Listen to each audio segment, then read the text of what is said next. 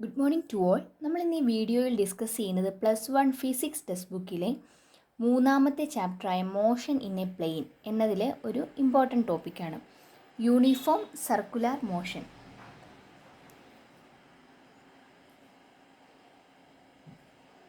Uniform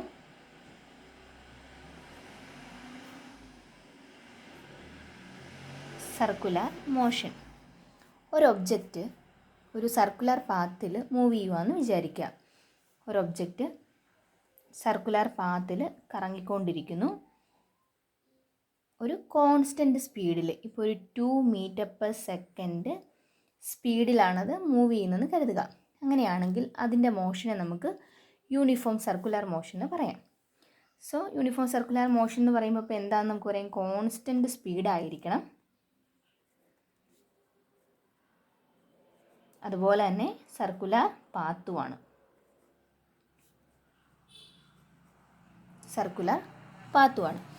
ഇപ്പം നമ്മളിവിടെ പറഞ്ഞപ്പോഴത്തേനും ഇത് 2 മീറ്റർ/സെക്കൻഡ് സ്പീഡിലാണ് കറങ്ങിക്കൊണ്ടിരിക്കുന്നതെന്ന് പറഞ്ഞു.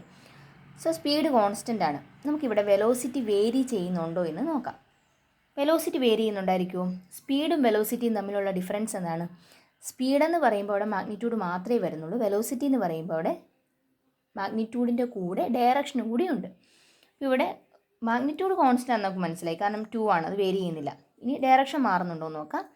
ഇപ്പോൾ ഇവിടെ ഒരു പർട്ടിക്കുലർ പോയിൻ്റ് എടുത്തു. ഈ പോയിന്റിലുള്ള വെലോസിറ്റി ഡയറക്ഷൻ കണ്ടുപിടിക്കാൻ എന്ത് ചെയ്താൽ മതി? ഇവിടെ ടാൻജൻറ്റ് വരച്ചാൽ മതി.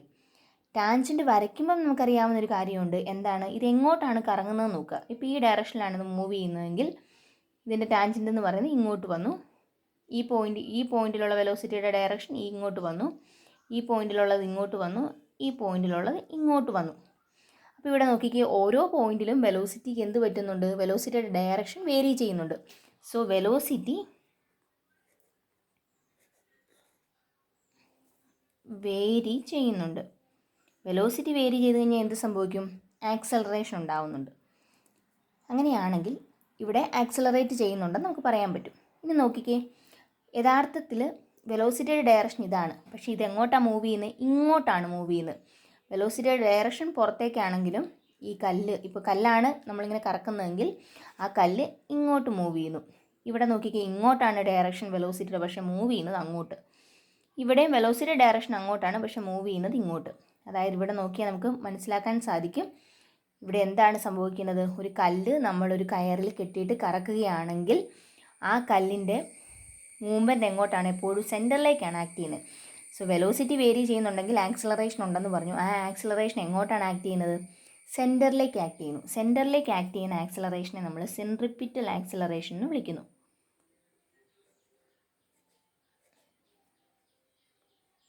സെൻട്രിപ്പിറ്റൽ ആക്സിലറേഷൻ AC എന്ന് റെപ്രസെൻ്റ് ചെയ്തെന്ന് വിചാരിക്കാം. ഇനി അങ്ങനെയാണെങ്കിൽ ആക്സിലറേഷൻ ഉണ്ടാകുന്നുണ്ടെങ്കിൽ ആക്സിലറേഷൻ ഉണ്ടാക്കാൻ വേണ്ടി ഒരു ഫോഴ്സ് കാണിയല്ലേ? ആ ഫോഴ്സിനെ സെൻട്രിപ്പിറ്റൽ ഫോഴ്സ് എന്ന് വിളിച്ചു. FC എന്ന് റെപ്രസെൻ്റ് ചെയ്തെന്ന് കരുതുക. ഇനി നമുക്ക് നോക്കേണ്ടത് ഈ സെൻട്രിപ്പിറ്റൽ ആക്സിലറേഷനുള്ള ഒരു ഇക്വേഷൻ ഡെറൈവ് ചെയ്യുകയാണ് ചെയ്യേണ്ടത്. എങ്ങനെയാണെന്ന് നോക്കാം. അതിനു വേണ്ടി നമ്മളൊരു കുറച്ചുകൂടെ ക്ലിയർ ആയിട്ടൊരു ഡയഗ്രാം വരയ്ക്കുന്നു. സർക്കുലർ പാത്തിൽ കറങ്ങുന്ന ഏതെങ്കിലും ഒരു ഒബ്ജക്റ്റ്, അപ്പോൾ അതിൻ്റെ ഇപ്പോൾ ഇതാണ് ഇതിൻ്റെ സെൻറ്റർ. അതിന് നമ്മൾ O എന്ന് കൊടുത്തെന്ന് വിചാരിക്കാം. ആദ്യം നമ്മുടെ ഒബ്ജക്റ്റ് P എന്ന് പറയുന്ന പോയിന്റിലിരിക്കുന്നു. ഒരു ∆t സമയം കഴിയുമ്പോൾ ഒരു ∆s ഡിസ്പ്ലേസ്മെൻറ്റ് ഉണ്ടായി, അത് P' എത്തിയെന്ന് വിചാരിക്കുക.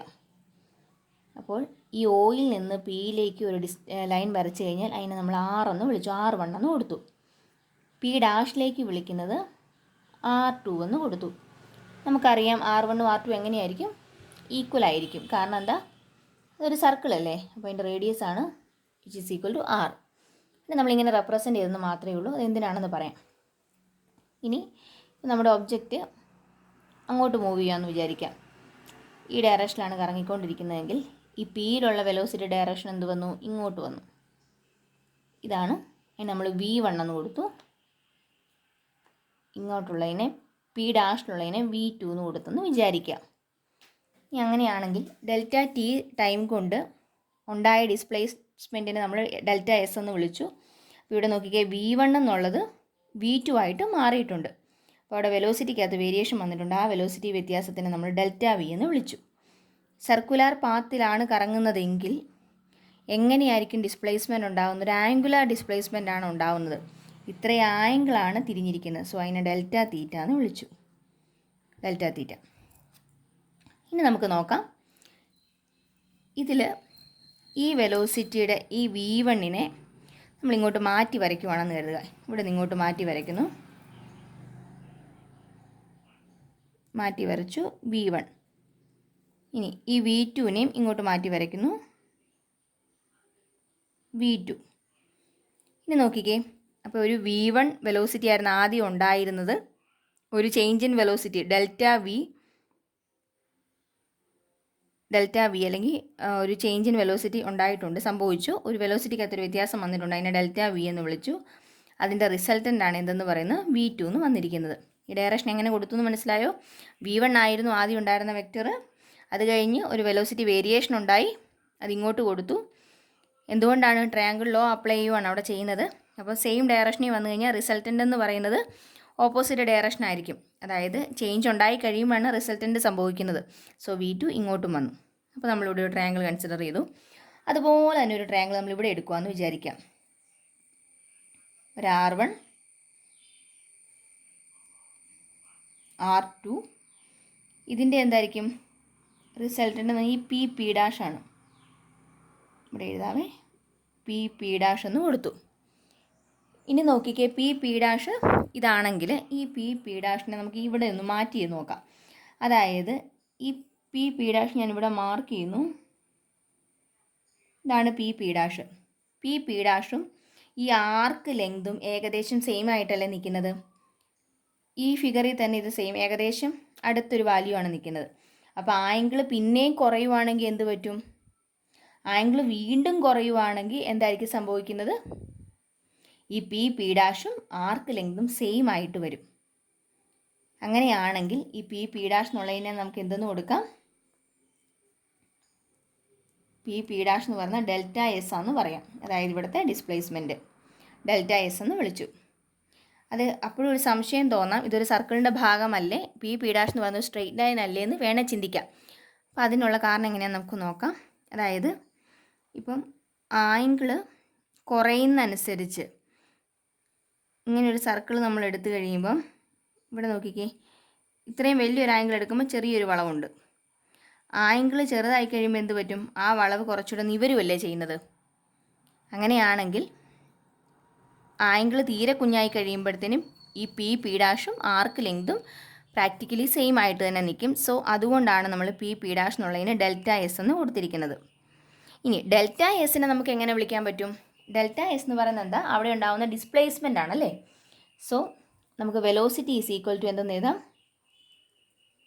Displacement by time. ടൈം എത്രയായിരുന്നു? ഈ ഡെൽറ്റ എസ് ഡിസ്പ്ലേസ്മെൻറ്റ് ഉണ്ടായത് എങ്ങനെയാണ്? ഡെൽറ്റ ടി ടൈമിലാണ്. സോ ഡെൽറ്റ ടി എന്ന് കൊടുത്തു. അതിൽ നിന്നും delta S is equal to V delta T എന്ന് കിട്ടി. അങ്ങനെയാണെങ്കിൽ നമുക്ക് ഇവിടെ എന്തെന്ന് കൊടുക്കാം? വി ഡെൽറ്റ ടി എന്ന് കൊടുത്തു. മനസ്സിലായോ? ഇനി ഈ R1നും R2നും ഇടയ്ക്കുള്ള ആംഗിൾ എന്തായിരുന്നു? ഡെൽറ്റ തീറ്റയാണ്. ഇത് ഡെൽറ്റ തീറ്റയാണെങ്കിൽ ഇതെന്തായിരിക്കും? ഇതും ഡെൽറ്റ തീറ്റ തന്നെ വരും. കാരണം എന്താണെന്ന് വെച്ച് കഴിഞ്ഞാൽ ഈ രണ്ട് ലൈനിനിടയ്ക്ക് ഉണ്ടായ ആംഗിളാണ് ഡെൽറ്റ തീറ്റ. ഇനി ഇവയുടെ പ്രത്യേകത എന്താ? V1ൻ്റെയും V2ൻ്റെയും പ്രത്യേകത എന്താ? അത് R1നും R2നും പെർപെൻഡിക്കുലർ ആയിരിക്കും. കാരണം ടാൻജൻറ്റ് വരച്ചേക്കുന്നല്ലേ. അപ്പം ഈ റേഡിയസുമായിട്ട് ഈ ടാൻജൻറ്റ് ഇവിടെ 90 ഡിഗ്രി ആയിരിക്കും ഫോം ചെയ്യുന്നത്. അപ്പം നോക്കുക,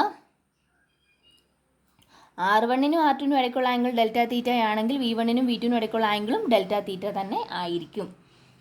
ഇനി നോക്കിക്കുക, അങ്ങനെയാണെങ്കിൽ ഈ രണ്ട് ട്രയാങ്കിൾസ് സിമിലർ അല്ലേ?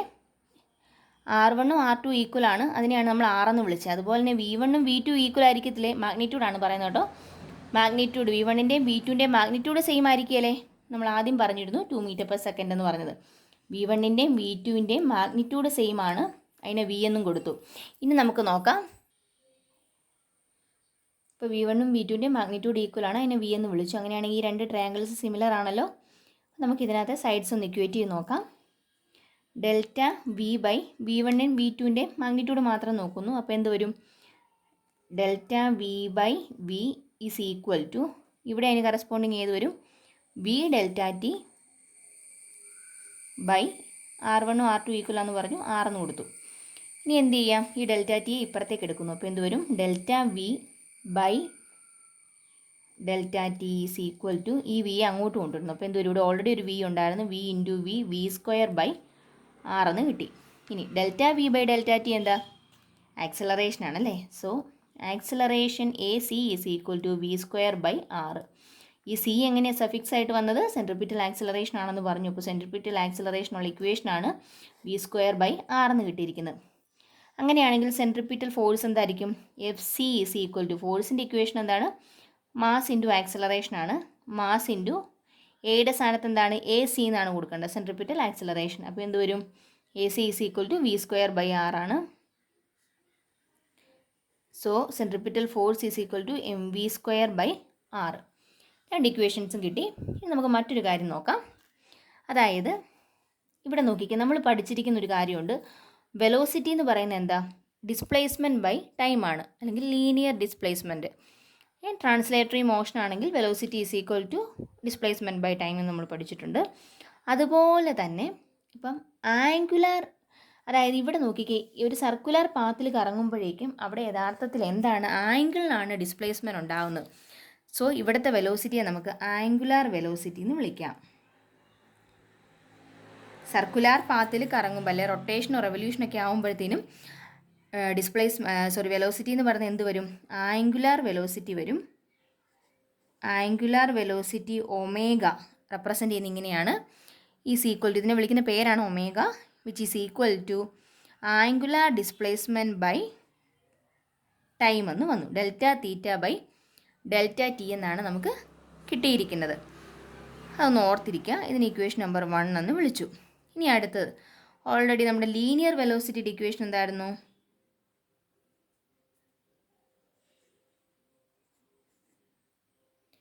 Linear velocity V is equal to എന്താണ്? Delta S by delta T ആണ്. ഇനി നമ്മൾ ഓൾറെഡി ഈ ഡെറിവേഷൻ ഇടയ്ക്ക് പറഞ്ഞിരുന്നു. ഡെൽറ്റ എസ് എന്ന് പറയുന്നത് എന്തിനോട് ഈക്വൽ ആണെന്ന് പറഞ്ഞു? പി ഡാഷിനോട് ഈക്വൽ ആണെന്ന് നമ്മൾ പറഞ്ഞിരുന്നു അല്ലേ? അങ്ങനെയാണെങ്കിൽ നമുക്ക് ഇതിൽ നിന്നും angle is equal to arc length by radius എന്ന് പറഞ്ഞൊരു ഇക്വേഷൻ ഉണ്ട്. അതൊന്ന് ഇട്ട് കൊടുക്കാം. Angle is equal to arc length by radius. Angle എന്തായിരുന്നു ഇവിടുത്തെ കേസിൽ? ഡെൽറ്റ തീറ്റയാണ്. Is equal to arc length എന്താണ്? ആർക്ക് ലെങ്ത് എന്ന് പറഞ്ഞാൽ ഈ ഡിസ്റ്റൻസ് ആണ്. എന്തായിരുന്നു? ആ ഒബ്ജക്റ്റ് ട്രാവൽ ചെയ്ത ദൂരം, ഡെൽറ്റ എസ് ബൈ റേഡിയസ് എന്താണ്? ആറാണ്. അതിൽ നിന്നും delta S is equal to എന്തെന്ന് എഴുതാം? ആർ ഡെൽറ്റ തീറ്റ എന്ന് എഴുതാം അല്ലേ? അങ്ങനെയാണെങ്കിൽ നമുക്കിനി ഈ ഡെൽറ്റ എസിൻ്റെ സ്ഥാനത്ത് ഇതിട്ട് കൊടുക്കുന്നു. R delta theta by delta T എന്ന് കൊടുത്തു. ഇനി നോക്കിക്കേ, അങ്ങനെയാണെങ്കിൽ ഈ delta theta by delta T എന്താ? ഇക്വേഷൻ നമ്പർ 1 അല്ലേ? ഒമേഗയല്ലേ? സോ ആർ ഇൻറ്റു ഒമേഗ എന്ന് കിട്ടി. വെലോസിറ്റിക്കുള്ള ഇക്വേഷനാണ് V is equal to R omega. ഇതിൻ്റെ ഒരു പ്രത്യേകത എന്താ? ഇത് ലീനിയർ വെലോസിറ്റി, ഇത് ആംഗുലാർ വെലോസിറ്റിയാണ്. അപ്പം ലീനിയർ വെലോസിറ്റിനെയും ആംഗുലാർ വെലോസിറ്റിനെയും തമ്മിൽ കണക്ട് ചെയ്യുന്ന ഒരു ഇക്വേഷനാണ് V is equal to R omega എന്ന് പറയുന്നത്. അങ്ങനെയാണെങ്കിൽ ഇതെടുത്ത് ഈ ഇക്വേഷനകത്തേക്ക് കൊടുക്കുകയാണെങ്കിലോ എന്ത് വരും? A C is equal to R square omega square by R. ഇതും ഈ സ്ക്വയറോട് വെട്ടിപ്പോയിട്ട് ആർ ഒമേഗ സ്ക്വയറിന് കിട്ടി. അതായത് സെൻട്രിപിറ്റൽ ആക്സിലറേഷൻ്റെ മറ്റൊരു ഇക്വേഷനാണ് ആർ ഒമേഗ സ്ക്വയർ. ഈ ഇക്വേഷനൊക്കെ നിങ്ങൾ ഇനി മുന്നോട്ട് വരുമ്പോൾ +1 ലാസ്റ്റ് ഭാഗത്തേക്കൊക്കെ വരുമ്പോൾ അപ്ലൈ ചെയ്യുന്നുണ്ട്. അത് മാത്രമല്ല, ഇതിനകത്തുള്ള ചെറിയ ചെറിയ ഇക്വേഷൻസ് ഉപയോഗിച്ചുകൊണ്ട് പ്രോബ്ലം ചെയ്യാനായിട്ട് സാധാരണ എക്സാമിന് ചോദിച്ച് കാണുന്നതാണ്.